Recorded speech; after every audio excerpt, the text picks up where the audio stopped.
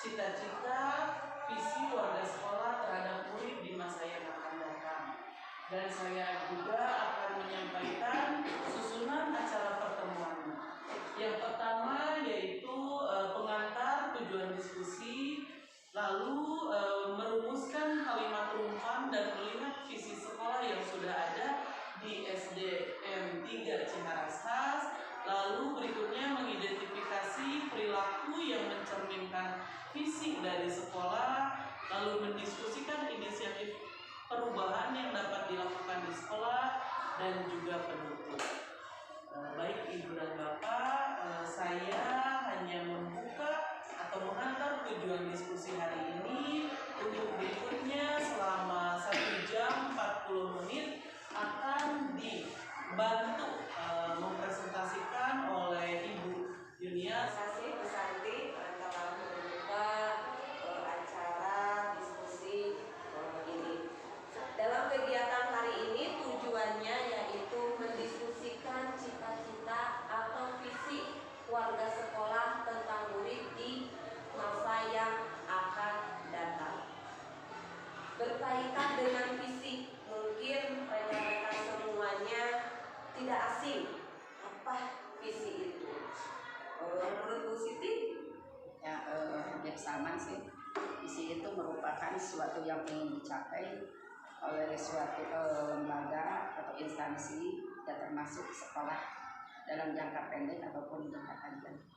Ya, saya juga sependapat dengan rekan-rekan itu bahwa visi itu adalah tujuan yang ingin dicapai terhadap murid kita atau sekolah di masa yang akan datang. Menurut rekan-rekan semua, apakah visi itu penting ataukah tidak? Sangat penting. Penting, setuju. Saya juga berpendapat bahwa visi itu sangat penting. Mengapa visi itu penting?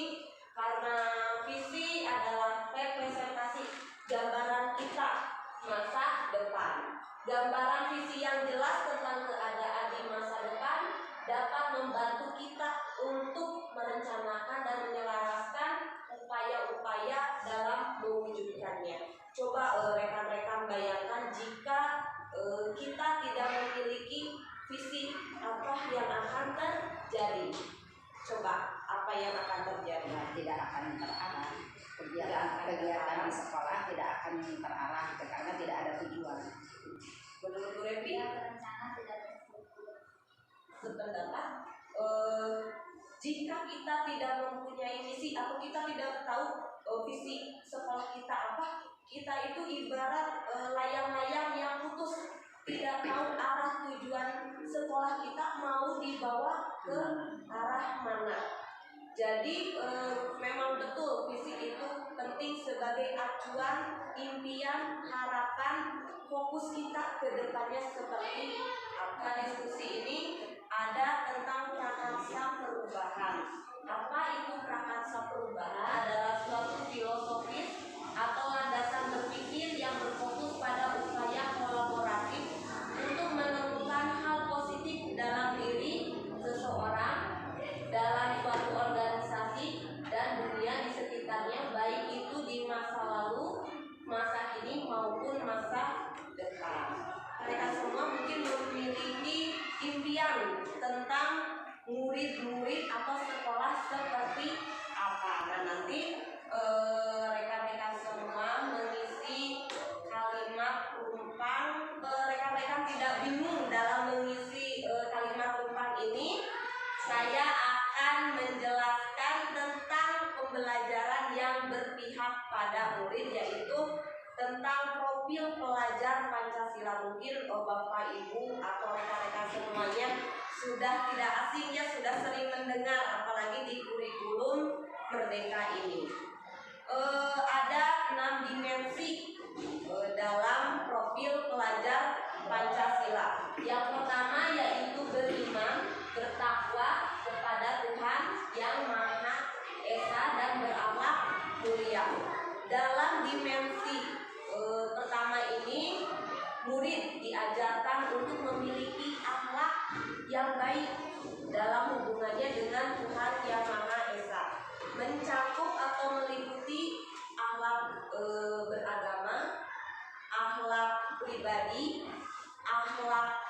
kepada sesama, juga akhlak bernegara. Yang kedua adalah berkebinekaan global, di mana dalam dimensi berkebinekaan global ini anak diajarkan untuk tahankan pribadi-kepribadian serta budaya yang dimiliki oleh bangsa Indonesia. Jangan sampai kepribadian bangsa Indonesia-nya luntur karena ada pengaruh budaya-budaya dari luar. Ya. Lalu dimensi mandiri. Dimensi mandiri mengajarkan anak untuk senantiasa mandiri, bertanggung jawab atas proses dan hasil pembelajaran yang dilakukan. Nah, lalu ada dimensi gotong royong, di mana dalam dimensi gotong royong ini anak diajarkan untuk bekerja sama, bergotong royong dengan sesama, dan diajarkan juga untuk saling berbagi dan peduli terhadap sesama. Yang selanjutnya yaitu bernalar kritis. Dalam dimensi bernalar kritis ini anak diajar untuk memproses informasi, menganalisis, mengevaluasi, serta menyimpulkan hasil informasi yang mereka dapat secara lebih akurat.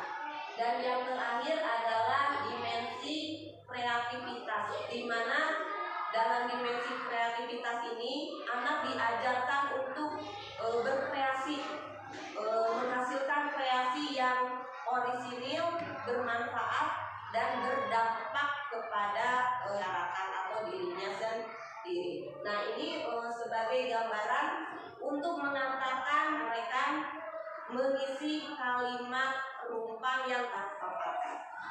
Silakan menempelkan hasil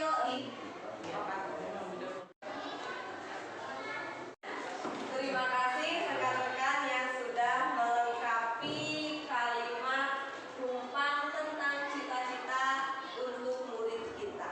Menyimpulkan hasil mengisi kalimat rumpang yang sudah Ibu Bapak lengkapi. Rekan-rekan ini memimpikan murid yang memiliki akhlak mandiri, lalu cerdas, asik, serta mempunyai jiwa sosial. Itu yang diimpikan oleh rekan-rekan semua berkaitan dengan murid. Yang percaya bahwa murid itu adalah subjek dalam pembelajaran. Lalu seseorang yang mempunyai kemampuan yang berbeda, karena setiap murid di sekolah kita mempunyai karakter atau keunikan sendiri-sendiri. Di sekolah kita mengutamakan pendidikan karakter. Memang sangat penting, apalagi sekarang ini karakter murid-murid kita yang mempunyai karakter kurang baik, sehingga dalam pendidikan karakter itu memang sangat dibutuhkan.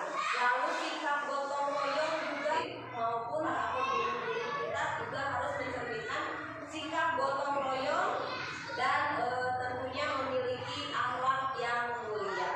Dan kita sadar betul bahwa mereka memiliki kemampuan yang berbeda-beda, tidak sama antara siswa yang satu dengan siswa yang lainnya. Lalu dengan rajin belajar, tentunya anak juga menyadari bahwa dengan rajin belajar memberikan dampak yang baik kepada murid. Lalu warga di sekolah yakin bahwa harus ada kerja sama dari rekan-rekan semuanya, tidak hanya harus sendiri, karena sendiri itu akan mengalami kesulitan untuk melakukan perubahan. Lalu meningkatkan disiplin, juga kedisiplinan itu harus diterapkan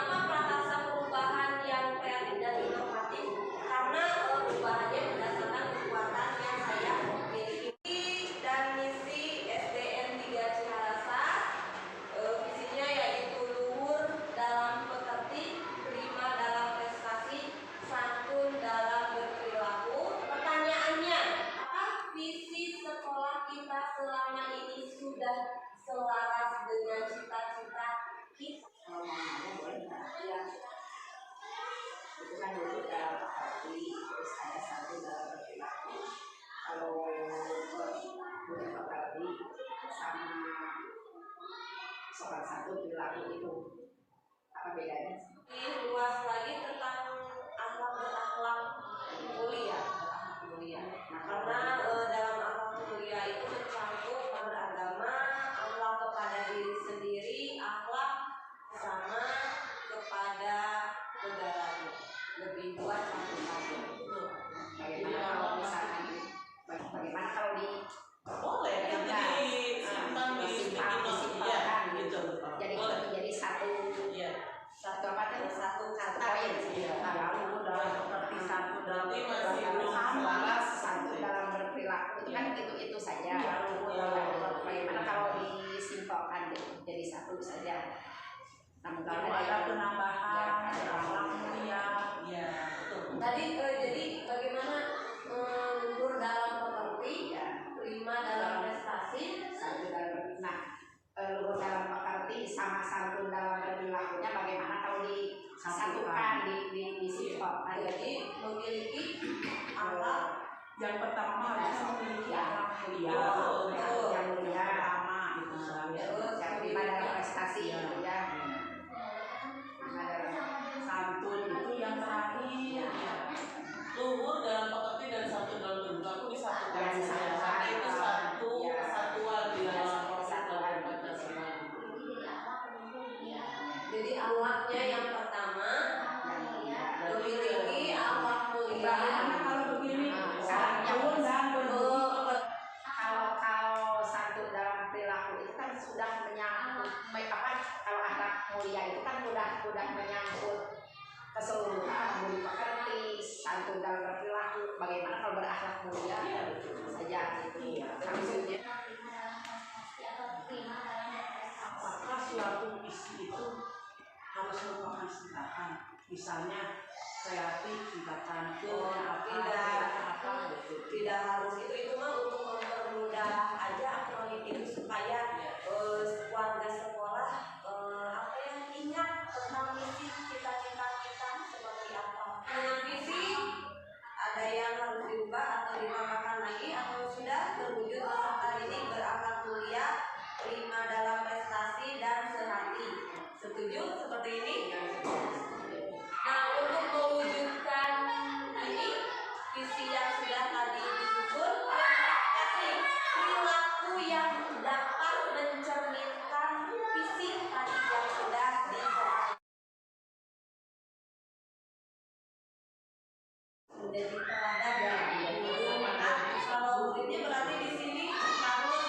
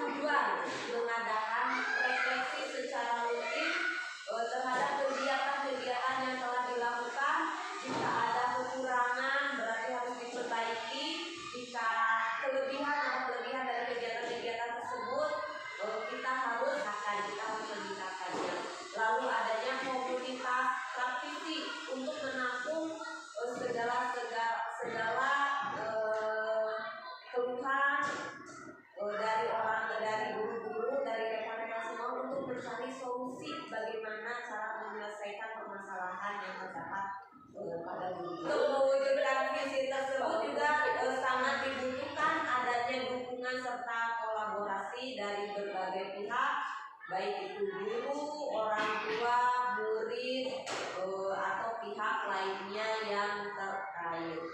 Lalu dalam mewujudkan visi tersebut perlu adanya kegiatan atau melaksanakan ekskul dalam segala bidang, lalu melaksanakan program-program pembiasaan serta memfasilitasi kegiatan tersebut dengan misi yaitu terwujudnya peserta didik yang berakhlak mulia, prima dalam prestasi dan sehat. Mudah-mudahan visi atau harapan ibu mendapatkan dukungan dari Bapak Kepala Sekolah serta rekan-rekan semua dapat melaksanakan apa yang sudah kita rencanakan, murid kita, sekolah kita menjadi lebih baik lagi. Menyampaikan presentasi hari ini, Bapak dan Ibu sekalian dalam proses pendidikan CGP telah membuat visi dirinya sebagai pendidik. Nah, proses ini diharapkan menjadi dasar untuk mengembangkan visi sekolah yang tadi dan juga tentunya harus berpihak kepada murid. Diskusi hari ini merupakan bagian dari proses panjang menjadi calon guru penggerak untuk memfasilitasi juga bagaimana cita-cita murid nanti agar tercapai ya Bu Yunia. Nah, meskipun ini menjadi bagian proses dari pembelajaran Bu Yunia sebagai calon guru penggerak, tapi ini sebagai refleksi bersama bahwa visi itu dibentuk bukan oleh personal, tapi menjadi diskusi bersama kita semua dan juga menjadi hal yang sangat penting di tempat ibu-ibu bertugas ya. Jadi sehingga saya berharap semua pihak ini sudah aktif tadi dalam berdiskusi. Alhamdulillah Bu Yunia perlu disyukuri bahwa rekan-rekan sejawat sangat mendukung. Jadi inilah tonggak yang harus dilaksanakan ke depannya. Bu Yunia sebagai CGP menjadi founder juga ya Bu ya. Nanti sebagai sayap kiri dari rekan-rekan sejawat. Ini yang diharapkan oleh Ibu Susi tadi. Mudah-mudahan tercapai segala keinginan yang sudah didiskusikan. Bismillah. Yang terpenting saya berterima kasih kehadirannya. Mudah-mudahan kita selalu diberikan kesehatan dan rezeki yang banyak.